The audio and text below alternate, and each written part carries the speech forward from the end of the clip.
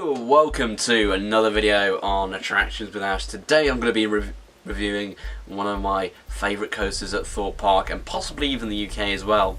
The 2003 B&M invert that is known as Nemesis Inferno. And I cannot wait to get back on this for the 2022 season. And of course, I'll be giving my full thoughts on that ride later this year on this channel. Throughout this ride, one of the most unique elements is undoubtedly the theming. Even as you enter the queue line, you feel as though you're being transported into this exotic universe with all the shrubbery around the queue line, and even as you come up to the station, you're surrounded by this volcanic structure that could erupt at any moment. That's something you certainly don't get every day in Chertsey, or indeed anywhere within 25 miles of central London. As you enter the station building, you can feel the anticipation beginning to build, and certainly the urge to head straight for the back row. Just me? Just me? Then, before you know it, you are exiting the station and about to be consumed by a big ball of flames. But then given the opportunity to witness the wonderful skyline that Thorpe Park has to offer as you climb the lift hill, with rides such as the B&M Wing Coaster, the Swarm off to the left, and an all-time classic, an all-time Thorpe Park classic, Storm Surge, right up ahead of you.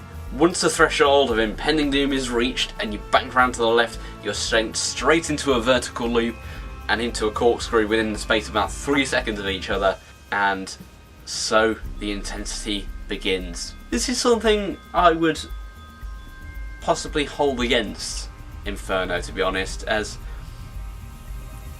don't get me wrong, I do like the intensity on any ride really, but I think the original handles this better, as I think the original has a good mix, a good balance between intensity and also the overall ride experience as well, with obviously the theming around it and it being dug into a pit. Nemesis Inferno is a ride that I've yet to have ridden in the dark. It's definitely up there on my list of coasters to ride in the dark. I've ridden the original in the dark and it was one of the most incredible experiences I've ever had on a roller coaster. I can't wait until the moment that I get to ride this coaster in the dark, because I think the doubts that I currently hold against this coaster, I think that I'm almost certain that'll be eradicated. Already, it's certainly in the top 10 that I've ridden. Slightly, just ever so slightly behind Rhino Coaster at Westminster Safari Park, but it's getting there, it's getting there. In all seriousness though, I do commend Thorpe for trying to be creative and not just directly copy the original. I do like how they've tried to change the layout of the ride to kind of make the coaster their own. And as I've heard others say before, if it didn't have the Nemesis tagline and it was just called Inferno, it'd be right up there. It would be right up there as one of the best coasters in the country.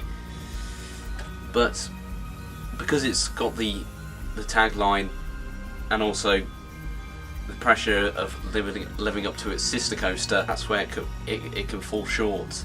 Despite its flaws, it's well worth travelling to Surrey to ride this B&M classic, and as I've said already, I cannot wait to get back on Inferno for the 2022 season.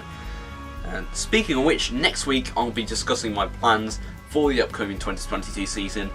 I'm hoping to get to some new parks this year. The winter has gone by so fast. I can't believe it's only just over 3 weeks until the main theme park season starts, and we'll be going off to Alton Towers on the second day to cover that. So that'll be coming up in the next few weeks on this channel. I'd love to know your thoughts on this B&M invert. Have you ridden it, and what are your thoughts on it? Do you prefer this to the original Alton Towers, or does the original still have a special place in your heart? I'd love to know in the comments section down below. I'm now posting every Friday on this channel, and I truly feel like I've got my mojo back for uploading. It just absolutely disappeared last year, really. I think I only uploaded one video last year, which wasn't great at all. So I promise I'll be doing more than that this year. I'll see you next Friday, where I'll be talking about my plans for the upcoming 2022 season. So stick around for that, and I shall see you then. Until then, goodbye.